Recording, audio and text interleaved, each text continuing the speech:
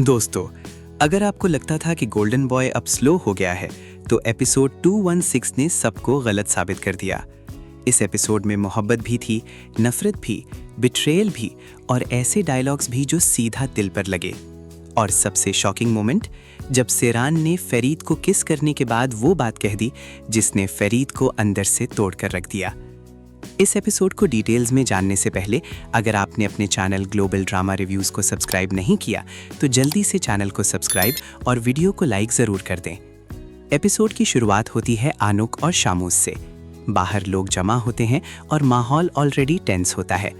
आनुक clearly डर रही होती है और शामूस से पूछती है कि वो क्या करने वाला है, लेकिन शामूस के अंदर बदले की आग जल रही होती है। उसका लहजा बता रहा होता है कि अब वो किसी को नहीं छोड़ने वाला। आनुक उसे समझाने की कोशिश करती है कि खालिद उससे उम्र में बहुत बड़ा है, लोग हंसेंगे, लेकिन शामूस को अब किसी बात की परवाह नहीं। उसके डायलॉग से लग रहा था कि वो सिर्फ अटैक नहीं, पूरी हवेली की बुनियाद हिलाना चाहता है। फिर अचानक आनुक एक शॉकिंग ऑफर देती है। वो शामूस को शादी का प्रपोजल दे देती है। यहाँ शामूस भी एक सेकंड के लिए हैरान रह जाता है। उसे यकीन ही नहीं आता कि आनुक सीरियस है। सीन का इमोशन और ऑकवर्ड साइलेंस दोनों ही बहुत पावरफुल थे। दूसरी तरफ फरीद और सेरान कार में आते हैं। सेरान सिर्फ अपनी माँ से मिलना चाहती होती है, फरीद उसके साथ जाना चाहता है, लेकिन उसे रोक दिया जाता है। ये छोटी सी बात भी क्लियरली दिखा रही थी कि फरीद और सेरान के दरमियान डिस्टेंस कितना बढ़ चुका है। जब सेरान अपनी माँ से मिलती है तो सीन बहुत इमोशनल हो जाता है।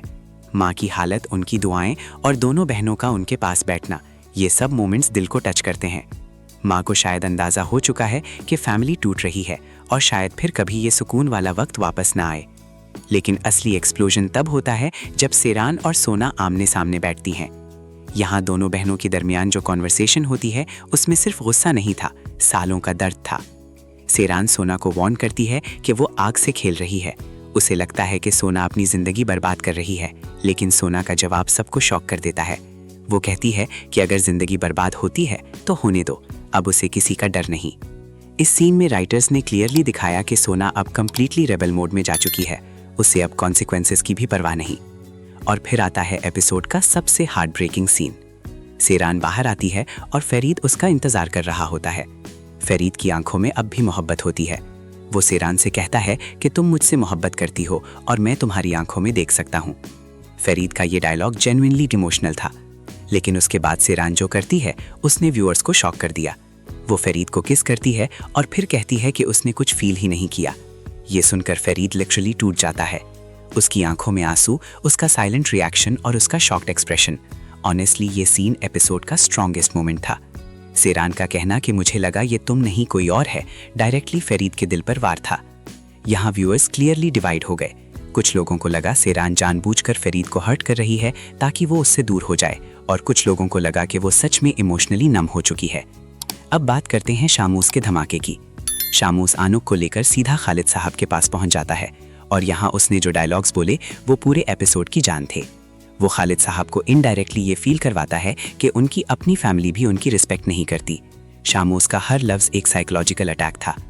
और फिर बिगेस्ट बॉम्ब, शामूस अनाउंस करता है कि वो आनुक से शादी करने वाला है। काया जब ये सब सुनता है तो उसके पैरों तले जमीन निकल जाती है। उसे समझ ही नहीं आता कि उसकी माँ अचानक ये सब क्या कर रही है। आनुक भी क्लियरली डिसाइड कर चुकी होती है कि अब वो अपनी मर्जी से जिंदगी गुजारेगी, चाहे पूरी फैमिली उसके खिलाफ ही क्यों ना हो जाए। एपिसोड का एंडिंग इतना स्ट्रॉन्ग था कि नेक्स्ट एपिसोड का वेट और मुश्किल हो गया है।